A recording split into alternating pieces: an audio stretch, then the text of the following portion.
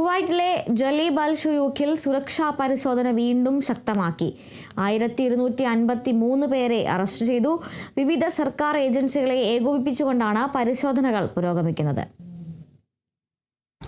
കുവൈത്തിലെ Jleeb അൽ ഷുയൂഖ് പ്രദേശത്ത് ക്രമസമാധാന പാലനത്തിനും നിയമലംഘനങ്ങൾ തടയുന്നതിനുമായി ആഭ്യന്തര മന്ത്രാലയത്തിന്റെ നേതൃത്വത്തിൽ സമഗ്ര സുരക്ഷാ ക്യാമ്പയിൻ തുടരുന്നു.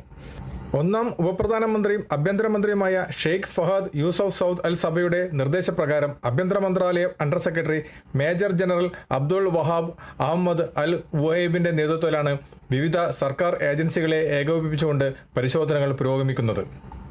നിയമവിരുദ്ധമായി പ്രവർത്തിച്ച വസതികൾ ഒഴിപ്പിക്കുകയും തൊഴിൽ നിയമങ്ങൾ ലംഘിച്ചവരെയും വിവിധ കേസുകളിൽ തിരയുന്ന കുറ്റവാളികളെയും അറസ്റ്റ് ചെയ്യുകയും ചെയ്തു. മുൻഘട്ടങ്ങളുടെ തുടർച്ചയായാണ് നിലവിലെ ഈ നടപടികൾ.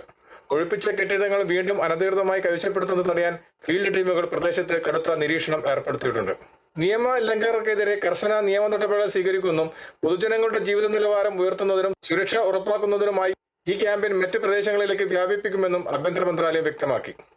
കുവൈത്തിൽ നിന്നും കേരള വിഷന് വേണ്ടി IV സുനേഷ് വെങ്ങര.